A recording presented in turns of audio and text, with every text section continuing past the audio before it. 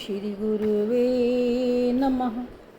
हिंकारी हिंकारी रहस्ययुक्तो शिंकारी गूढ़ार्थि महाविभूत्या ओंकार मर्मः प्रतिबोधिकाभ्यां नमो नमः श्री गुरुपादुकाभ्याम्।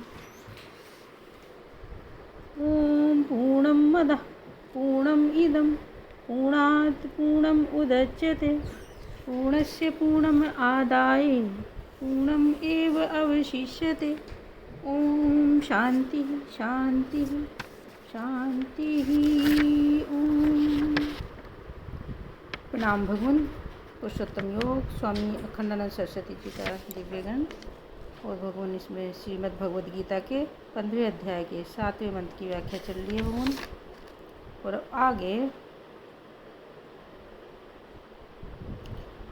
भगवान कितनी ममता से इन्हीं जीवों के लिए बोलते हैं, मम एव अंशः। अरे भाई, यह मेरा ही अंश है। देखो ना कृपा भगवान की। भगवान कहते हैं कि तुम मेरे हो, तुमको मेरा कहने वाला कौन है? जो सारी सृष्टि का मालिक है वह तुमको कह रहा है तुम मेरे अंश हो। जैसे बाप अपने बेटे से कहे कि तुम मेरे अंश हो, ऐसे भगवान बोलते हैं। भगवान के साथ संबंध जोड़ो। देखो,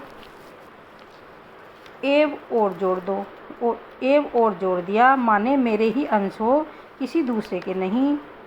तुम अपने बाप के बेटे नहीं, मेरे बेटे हो। तुम राजा की प्रजा नहीं हो, मेरी प्रजा हो। तुम दूसरे के मित्र नहीं, मेरे ही मित्र हो। एव का अर्थ होता है ही, मेरे ही अंश हो। न तू पंचभूतादि नाम, न तू पंचभूतादि नाम, पंचभूत आदि के अंश नहीं हो। न तू प्रकृति है, तुम प्रकृति के अंश नहीं हो। तुम शून्य के अंश नहीं हो, तुम चित्त के अंश नहीं हो। तुम मेरे अंश हो। देखो नारायण, जड़ता से तुम्हारा संबंध जुड़ा हुआ है। बच्चे से पूछो कि तुम किसके, बोलेगा कि अपनी माँ के, अपने बाप के, अपनी नानी के, अपने मित्र के। भगवान कहते हैं नहीं नहीं, तुमने बचपन में गलत सीख लिया। उस समय बुद्धि तो तुम्हारे पास थी नहीं। लोगों ने झूठा ही तुमको सिखा दिया कि तुम मेरे लाला और तुम मेरे मालिक। मम एव अंशः, तुम तो बेटा मेरे हो, मेरे अंश हो।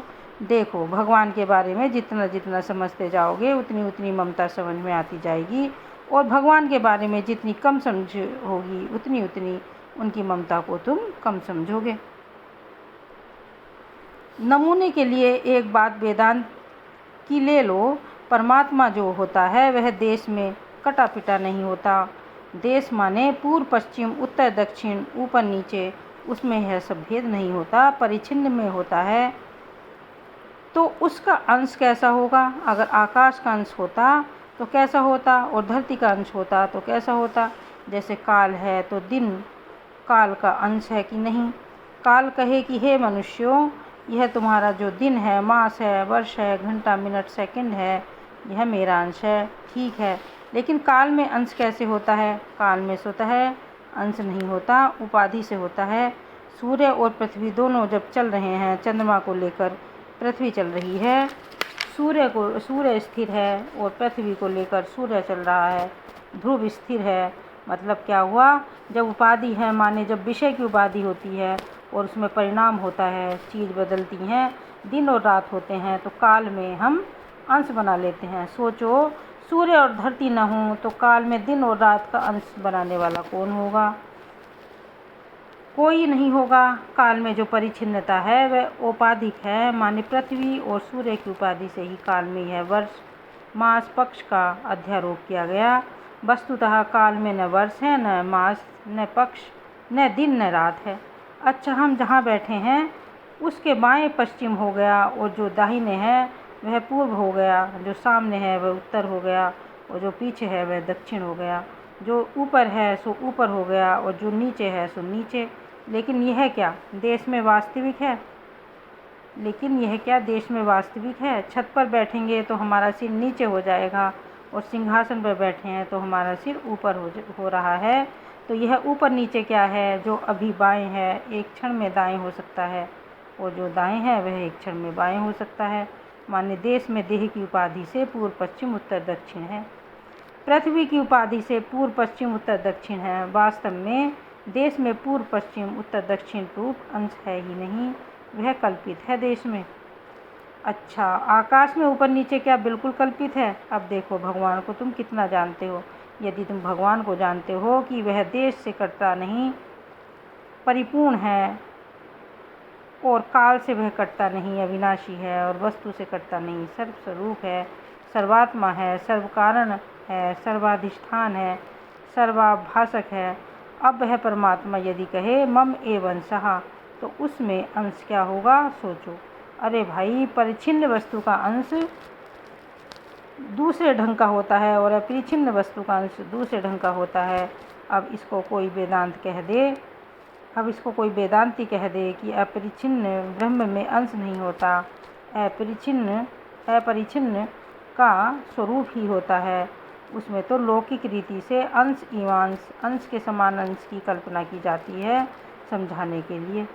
जो सर्वव्यापक होता है उसका अंश पृथ्वी और डले की तरह नहीं होता है, पानी और तरंग की तरह नहीं होता है, आग और चिंगारी की तरह नहीं होता है। जो अविनाशी होता है उसका अंश 100 बरस 50 बरस की तरह नहीं है। जो चीज़ जैसी होगी उसका अंश उसके अनुरूप होगा। यह थोड़ी है कि जैसा अंश हम देखते हैं, रुपए में 4 चवन्नी, 16 आने, 10 आने, इसका अर्थ क्या हुआ? रुपए में 4 चवन्नी भी कल्पित है, 16 आने भी कल्पित है, 10 आने भी कल्पित है। ऐसा राज्य आवेगा जब रुपए में 5 ही पैसा माने, कल्पना ही बदल जाएगी। अब चेतन का अंश कैसा होता है? समझो कि हम एक स्वप्न देखते हैं, उसमें 1000 चीज़ देखते हैं, उसमें 6 घंटे लगे और 6 मील की यात्रा हुई और 6 आदमियों से मिलना हुआ। अब 6 घंटे, 6 मील, 6 आदमी, यह सब मन के अंश हैं कि नहीं? यह सब के सब मन के अंश हैं। वहाँ न 6 घंटे हैं, न 6 मील हैं, न 6 आदमी हैं। स्वप्न में मन के जो अंश होते हैं वे दूसरे ढंग के होते हैं।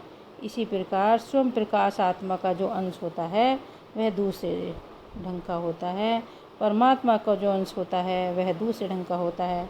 उसको तो समझाने के लिए लोक में जैसा अंश शब्द का प्रयोग चलता है वैसा अंश शब्द का प्रयोग किया जाता है। जैसे देश काल में अंश कल्पित है, उसी प्रकार अखंड सत्ता में भी जो ये पृथ्वी, सूर्य, चंद्रमा, ग्रह, नक्षत्र अंश हैं, ये कल्पित हैं, और चेतन में जो अंश रूपता है वह तो बिल्कुल कल्पित है। तो मम एव अंशः का अर्थ यह हुआ कि परिपूर्ण परमात्मा में जैसा अंश संभव है वैसा अंश। माने जो परमात्म तत्व को नहीं जानता है वह अपने को अंश मानकर बैठा हुआ है। अद्वितीय चैतन्य ब्रह्म के अज्ञान से, परिपूर्ण के अज्ञान से अपने को अंश मानकर यह जीव बैठा हुआ है। अविद्या दृष्टि से अपने को अंश भी मानता है और इसका संसरण भी होता है, आवागमन भी होता है। अब वही परिपूर्ण भगवान कहते हैं कि यह मेरा ही अंश है। इसका अंश होगा कि वस्तुतः मेरा स्वरूप है, लेकिन मुझे न जानने के कारण अपने को अंश मानकर बैठा हुआ है। अतएव जीव भूतः सनातनः। जैसे जल में सूर्य का प्रतिबिंब पड़ता है, जल का नाश होने पर प्रतिबिंब अपने बिंब से ही मिला हुआ है।